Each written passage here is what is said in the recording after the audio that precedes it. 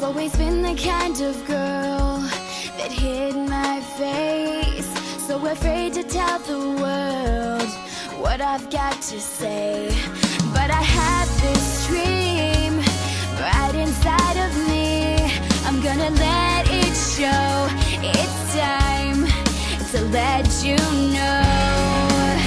To let you know, this is real, this is me. I'm exactly where I'm supposed to be now. Gonna let the light shine on me. Now I found who I am. There's no way to hold it in. No more hiding who I wanna be. Salam olahraga. Kami dari PAK 13B kelompok 1 akan membicarakan dan mengulas berita tentang dana persepakbolaan Indonesia. Tahukah Anda bahwa dana persepakbolaan dulu diperoleh dari APBD, bukan dari keuangan pribadi masing-masing klub? Nah, sebelum kita ke pokok permasalahan, ada baiknya kita mengetahui terlebih dahulu apa sih APBD itu dan apa sih PT itu. APBD adalah Rencana Keuangan Pemerintah Daerah Indonesia yang disetujui oleh Dewan Perwakilan Rakyat Daerah. APBD ditetapkan dengan peraturan daerah. Tahun anggaran APBD meliputi masa 1 tahun mulai dari 1 Januari sampai 31 Desember. Sedangkan PT atau perseroan terbatas adalah suatu persekutuan untuk menjalankan usaha bersama yang memiliki modal dari saham-saham dan pemiliknya memiliki bagian sebanyak saham yang dimilikinya. Karena modalnya terdiri dari saham-saham yang dapat diperjualbelikan, maka perubahan kepemilikan perusahaan dapat dilakukan tanpa perlu membubarkan perusahaan. Nah, yang pertama dari tim bertajuk Mutiara Hitam atau yang biasa kita kenal dengan Persipura Jayapura. Faktor-faktor klasik dalam peralihan pengelolaan klub sepak bola dari amatir ke profesional antara lain sumber dana, manajemen, dan ketidaksiapan sepak bola untuk dijual. Jika bicara soal transparansi, maka usulan mantan manajer Persipura Spencer Effendi untuk melakukan audit keuangan Persipura karena dapat mendapat gelontaran dana sehingga perlu diaudit. Ini bisa menjadi bahan pertimbangan, tapi yang menjadi persoalan semua itu merupakan keputusan pemegang saham PT Persipura Jayapura. Sekretaris Umum Persipura M. Tanrin Sagala telah menyebutkan Persipura berhasil menekan defisit.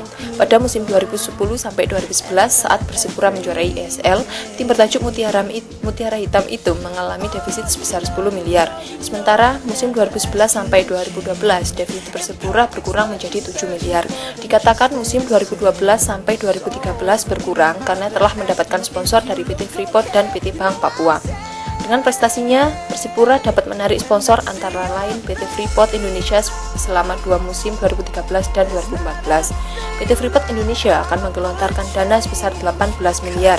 Dana tersebut akan diprioritaskan untuk pembinaan pemain, fasilitas pemain, dan pengurus untuk mengikuti pertandingan serta penyediaan bonus bagi pemain yang berprestasi. Persipura Rudi Maswi mengatakan, total kebutuhan tim untuk mengikuti musim kompetensi mencapai 23 miliar dan Persipura mendapat tambahan dana untuk menutup kebutuhan dari sponsor lain PT, Bank Papua, Telkom, dan Pessoa. Jika disimak sebelumnya, Pemkot Jayapura cukup berperan dalam menyuntik dana bagi tim Persipura. Sejak 2005 bisa menghabiskan dana sekitar 15 miliar sampai dengan 20 miliar.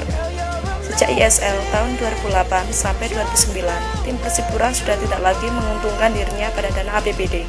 Mantan Ketua Umum Persipura, Mr. Kambu bilang bantuan PSSI dan sponsor lainnya berkisar sekitar 20%, sehingga yang 80% harus dicari. Yang kedua datang dari tim sepak bola Persebaya.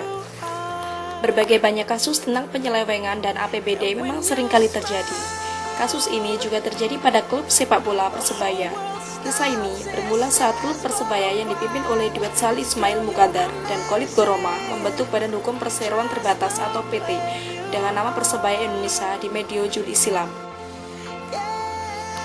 Pembentukan Badan Hukum PT Persebaya Indonesia tersebut sebagai langkah awal berubahnya klub Persebaya dari sebuah perkumpulan menjadi klub sepak bola profesional yang dikelola oleh Badan Hukum Perusahaan di bawah payung PT Persebaya Indonesia. Tepatnya pada tanggal 16 Juli 2009, klub Persebaya membentuk Badan Hukum PT Persebaya Indonesia. Dan hebatnya guys, meski telah berbadan hukum perseroan terbatas dan telah mengisi formulir permohonan sebagai klub profesional, rupanya Salih Mukadar dan Khalid Goroma tetap mengincar duit miliaran dari APBD Kota Surabaya. Nah, Yang terakhir datang dari Persema. Persema harus kembali ke Pemkab PSSI Kota Malang bila ingin mendapatkan kucuran dana dari APBD. Pemkab tidak biasanya mengucurkan dana langsung ke klub. Sumartoyo mengungkapkan semua cabang olahraga hanya memiliki pilihan berlaga di profesional atau amatir. Bila tidak mampu berlaga di profesional, berarti cabur itu harus berlaga di amatir. Berbeda dengan cabur profesional, semua cabur amatir biasanya mendapat dana dari APBD. Kucuran dana dari APBD ke cabur harus melalui KON. Menurutnya, dana dari cabur ini yang akan diserahkan ke klub. Begitu pula bila menjadi klub amatir lagi, Persema pun harus bermain di bawah cabur sepak bola. Engkau tidak bisa langsung mengelola Persema. Peralihan dari klub amatir pun tidak mudah. Persema harus mengantongi surat pelimpahan dari PSSI pusat ke Pemkab. Selain itu juga harus menyerahkan dari pusat ke daerah. Tidak bisa bergerak sendiri-sendiri. Tambahannya bukan hanya masalah administrasi yang menjadi ganjalan Persema.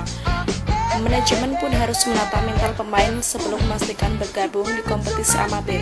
Menurutnya, klub amatir tidak bisa menyodorkan kontrak kepada pemain. Selain itu, pemain tidak bisa mendapat gaji atau bonus permanen sebagaimana yang diterima selama bergabung di kompetisi profesional. Uang yang diberikan hanya sebatas uang lelah, besarnya pun tidak seberapa terangnya. Sebelumnya, manajemen Persema berencana menemui Wali Kota Malang, Sutiaji. Agenda pertemuan ini adalah untuk melobi pengelolaan Persema bila pelimpahan ke Pemkab dan membuahkan hasil. Manajemen bersedia mengelola Persema di kompetisi amatir setelah mendapat restu dari Pemkot, terutama bantuan keuangan. Dari permasalahan-permasalahan di atas dapat kita simpulkan bahwa antara APBD memiliki banyak perbedaan. Ketika dana dari APBD diantaranya gaji pemain tidak pernah telat, banyak mengikat pemain, kebutuhan pemain terjamin ketika bermain di kandang lawan, gaji terpotong pajak, dan identik dengan korupsi. Tetapi ketika beregulasi menjadi PT, diantaranya gaji tidak terpotong pajak, gaji telat dan tidak tentu, banyak janji, dan lebih banyak kekurangan.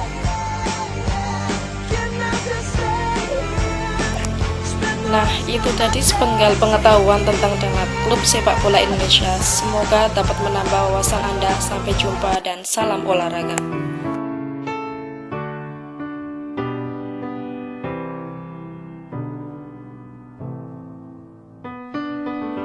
Right from the start, you were a thief, you stole my heart, and I, your willing victim.